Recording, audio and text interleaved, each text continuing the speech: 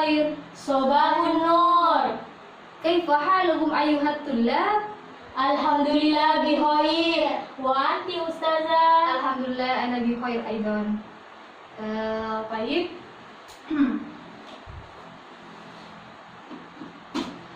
Fi hadhil qissah سندرس مرحلة الكلام بموضوع البيت. في المرحلة الكلام التلاميذ يقرؤون القراءة البيت. أما الخطوات التي تمكن أن تعمل كما تالي. الأولا الأستاذة يقرأ مادة الكلام كمثل الكلام صحيح. وأما التلاميذ يستمعونها باهتمام كثير. الثاني التلاميذ يكررون درسنا اليوم. هيا نفتح درسنا بقراءتنا البسملة أو الدعاء. بسم الله الرحمن الرحيم. رضيت بالله ربا وبالإسلام دينا وبمحمد نبيا ورسولا. ربي زدني علما وارزقني فهما. Amin. Waqabluhu sa'aqra kashfil qudur. Baik, untuk sebelum kita memasuki materi pembelajaran atau proses KBM pada kesempatan kali ini, saya akan mengabsen dulu ya satu persatu. Sini. DJ Safira Dasari. Hadir ustazah. Rosa Andika Putri. Hadir ustazah. Pada kesempatan kali ini saya akan menjelaskan tentang materi al-baits. Ma huwa al-baits fil Indonesia luah. Siapa yang tahu artinya al-baits dalam bahasa Indonesia? Saya ustazah. Ya, rumah. Bagus. Nah, al-bait itu artinya rumah. Nah, saya yakin di sini kalian semua pasti mempunyai rumah kan? Iya. Iya. Nah, yang mana di dalam rumah tersebut pasti memiliki ruangan-ruangan. Seperti halnya kamar mandi, terus ruang tamu, ruang tidur, ruang belajar, taman, dan lain sebagainya. Yang mana fungsi dari rumah tersebut adalah untuk melindungi seseorang dari teriknya matahari, melindungi dari hujan maupun dari binatang buas. Nah, untuk kali ini di sini saya mau memaparkan beberapa bagian-bagian di dalam rumah. Nanti saya akan membacakan tentang mufradat beserta artinya, sementara kalian menirukan apa yang saya ucapkan dan saya lafalkan. Paham? Paham. Ya. Baik, saya mulai dari sebelah sini saja ya. Ikuti saya. Ghurfatun naum. Ghurfatun naum. Ruang tidur. Ruang tidur. Al-khadiqatu. Al-khadiqatu. Kebun. Kebun. Ghurfatul maktabi. Ghurfatul maktabi. Ruang kerja. Ruang kerja. Ghurfatul julusi. Ghurfatul julusi. Ruang tamu. Ruang tamu. Musallal baiti. Musallal bayyiti. Musalla rumah. Musalla rumah. Al-hammamu. Al-hammamu. Kamar mandi. Kamar mandi. Ghurfatul mudaqarati. Ghurfatul mudaqarati. Ruang belajar. Ruang belajar. Saya ulang lagi ya. Ghurfatul mudaqarati. Ghurfatul mudaqarati. Ruang belajar. Ruang belajar. Ghurfatul akli. Ghurfatul akli. Ruang makan. Ruang makan. Al-matbahu. Al-matbahu. Dapur. Dapur. Nah, sudah fasih semua ya. Alhamdulillah. Coba di sini saya akan menyuruh Safira untuk melafalkan dari Ghurfatul akli. ruang makan. Ruang makan. Al-matbahu. Al-matbahu. Dapur. Dapur. Nah, Sudah fasih semua ya? Alhamdulillah. Coba di sini saya akan menyuruh Safira untuk melafalkan dari kamar mandi. Apa bahasa Arabnya? Al-hammam. Bagus. Rosa, coba kalau musola rumah apa? Musalla baiti. Bagus. Nah, seperti itu. Untuk dari ruangan-ruangan tersebut memiliki beberapa isi. Misalkan kalau di dalam kamar mandi itu terdapat apa saja, misalkan sabun atau gayung atau lampu dan lain sebagainya. Misalkan ya, contoh kamar mandi misalnya ada apa? Lampu ya. Ya. Lampu tuh bahasa Arabnya misbah. Jadi di kamar mandi itu ada misbah, ada sabun, ada milrofatun atau gayung, ada maun atau air. Nah, untuk di ruangan tidur itu ada apa saja? Misalkan ada miznatun, ada lemari. Terus ada apa lagi? Ada sirwalun atau celana. Misalkan di sini ruang tidur ada apa lagi? Baju ya. Baju bahasa Arabnya apa? Itu malbasun. Atau ini yang digambar apa ini? Ranjang. Ya. Bahasa Arabnya ya ini sarirun. Dan bantal bahasa Arabnya itu wasadatun. Untuk yang kebun di sini ada apa saja? Kayak pohon, ya misalkan ya. Terus bunga, apalagi kolam. Nah, kalau pohon itu bahasa Arabnya sajaratun. Terus kalau bunga yaitu zahrotun. Kalau kolam yaitu birkatun. Jelas? Jelas. Untuk ruangan ghurfatul maktabi, di ruang kerja itu ada apa saja? Ada rak misalnya ya. Terus ada kursi, apa lagi? Ada jam.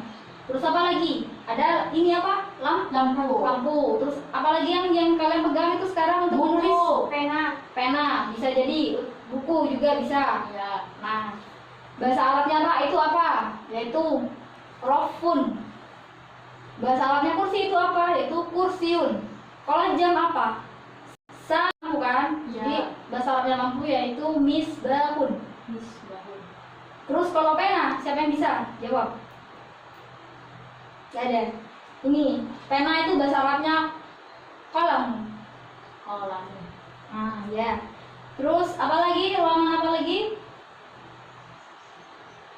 Di musola ya. Musola rumah biasanya ada apa? Ada lampu. Seperti yang saya sudah jelaskan tadi, lampu bahasa Arabnya misbah. Terus jam itu apa tadi? Saatun. Nah, beralih lagi ke ruang tamu. Biasanya ada apa aja di sana? Ada meja tamu. Meja tamu itu milfadotun. Terus ada apa lagi? Misalnya dikasih vas seperti ini. Vas itu bahasa Arabnya zahriyatun. Misalkan mau dikasih bunga yang dari plastik tuh atau bunga apalah itu untuk memperindah dari ruang tamu tersebut bisa menggunakan kata zahrotun. Untuk yang terakhir yaitu dapur atau matbahun. Di dapur itu biasanya ada apa? Kayak piring, terus garpu, apa lagi? Nasi. Kalau nasi itu bahasa Arabnya ruzun. Kalau misalkan garpu itu mil'an rotun.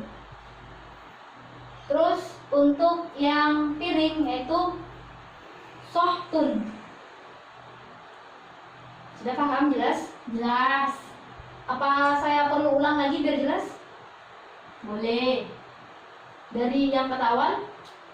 Dari yang mana ini? Dari yang ruang apa? Apa saja bagian-bagian yang ada di dalam ruang belajar dan apa saja mufrodatnya? Oh, yang di ruang belajar? Iya. Ya.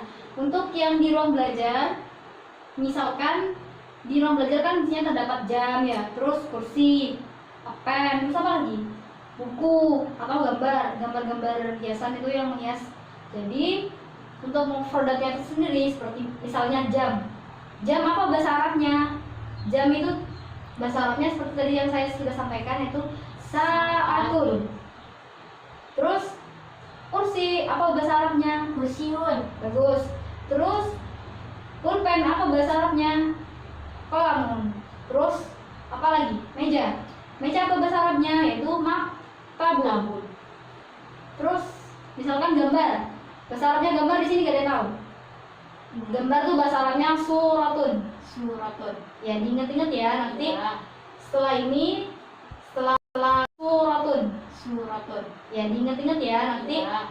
Setelah ini, setelah saya memberi mufradat, saya akan menyuruh kalian untuk menyusun kalimat tentang mufradat yang telah kita pelajari tadi. Di sini coba saya akan menunjuk salah satu dari kalian untuk menulis kalimat dari mufradat yang telah kita pelajari tadi. Coba Safira di sini tuliskan kalimat tentang mufradat yang tadi.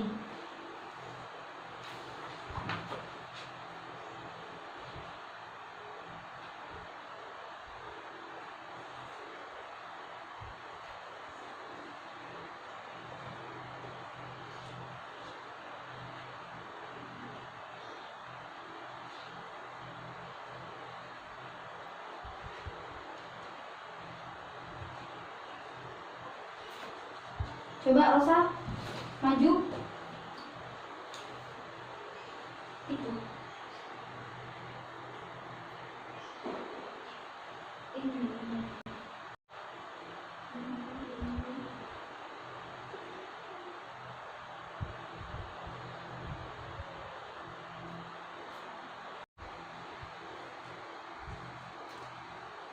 Nah, baik.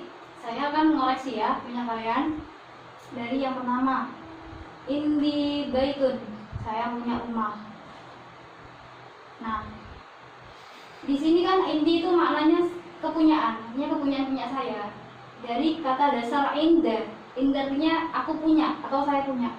Di sini kenapa dibaca indi? Karena menunjukkan saya. Itu. Terus saya akan menjelaskan sedikit tentang bedanya antara indi dan ladaya. Kalau misalkan indi itu yang mempunyai sesuatu itu berada di tempat. Misalkan Kira megang pena, berarti menggunakan kalimat indi qalam. Gimana? Tulis dulu sama saya. Contohnya indi qalamun. Berarti di sini maknanya saya punya bolpen dan bolpennya itu sedang kita pegang, sedang berada pada kita.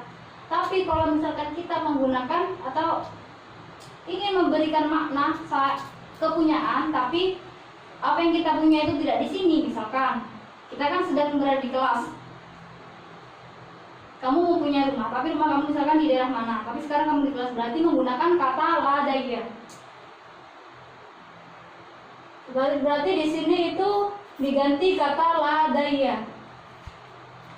Sebenarnya antara ladaya sama ini sama maknanya, yaitu artinya saya punya atau aku punya. Cuma bedanya kalau indi ini berarti yang punya itu di tempat itu. Kalau ladaya itu tidak di tempat itu. Ya. Paham? Berarti Paham. kalau ladaya itu jauh. Misalkan apa ya? Saya punya mobil atau saya punya kursi. Kursinya itu tidak di sini, tapi di rumahnya saya. Misalkan ini kan kita di kelas, jadi menggunakan kata ladaya. Paham atau masih belum paham? Paham. Paham tuh? Pahina. Bagus. Untuk yang nomor 2 yakni ini sama kayaknya ya, kalimatnya pakai indi juga. Indi khadiqatun, berarti saya maknanya saya punya kebun. Kebunnya itu di mana dulu posisinya, di sini apa di rumah? Di rumah. Kalau punya kebun, kebunnya itu di mana dulu posisinya, di sini apa di rumah? Di rumah. Kalau di rumah maka yang digunakan kata yang digunakan itu bukan indi tapi Ladaya. ladaya. Paham? Paham. Ada yang mau ditanyakan? Ada. Ya, Saya Ustazah. yang mau tanya apa? Bagaimana jika kita menggunakan kalimat li? Oh, li kan artinya juga kepemilikan juga ya. Iya. Nah, di sini saya akan menjelaskan bedanya antara indi terus sama ladaya dan li. Silahkan lihat dulu di papan. Nah, kalau menurutnya saya, indi dan ladaya ini maknanya sama, menunjukkan kepunyaan kita tentang benda. Misalkan kita punya benda mati yang tidak berakal, lighairil aqli. Biasanya ini yang tidak berakal dan tidak bernyawa. Misalkan kita punya rumah, punya mobil, punya bolpen, terus punya apa? Motor, punya apa lagi? Laptop dan lain sebagainya, itu kita bisa menggunakan kalimat indi dan ladaya. Tapi untuk membedakan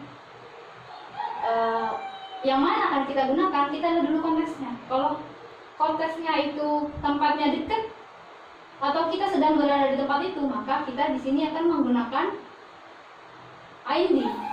Tapi kalau jauh atau kita tidak berada di tempat tersebut, kita bisa menggunakan kata ladai. Berbeda halnya dengan yang tadi. Yang tadi kan antara indi sama ladai ini kan menunjukkan makna kepunyaan benda mati. Ini lain halnya dengan kata li.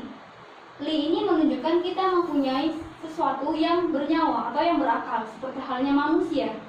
Misalkan li ukhti, kita punya saudara. Li abi, kita punya ayah. Li ummi, kita punya ibu. Terus apa lagi? Dan li akhi, kita punya saudara laki-laki, seperti itu.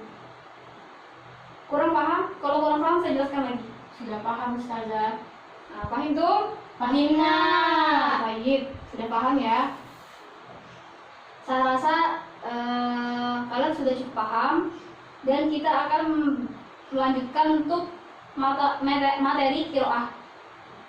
Tingkat ini. Risadi. Ismi Risadi. Indi amun. Indi amun. Ismuhu Sayyadu Taufik. Ismuhu Sayyidun Taufik. Ismuhu Sayyadu Taufik. Ismu Sayyidun Taufik. Baik, itu tadi materi qiraah yang telah kita pelajari. Di sini ada yang mau ditanyakan lagi? Tidak ada Ustazah. Sudah paham semua? Alhamdulillah. Nah, baik. Nanti saya akan ngasih PR ya untuk kalian kerjakan buat minggu depan. Jadi tugasnya kalian adalah membuat kalimat menjadi paragraf tentang mufradat yang sudah kita pelajari hari ini ya. Catat tugasnya. Sampai ketemu minggu depan. Baik, mungkin itu yang dapat saya sampaikan. Sebelum kita mengakhiri kegiatan belajar pada hari ini, marilah kita mengucapkan alhamdulillah agar apa yang kita dapatkan pada hari ini manfaat dan barokah. Alhamdulillahirabbil alamin. Alhamdulillah. Mungkin hadan ini. Assalamualaikum warahmatullahi taala wabarakatuh. Waalaikumsalam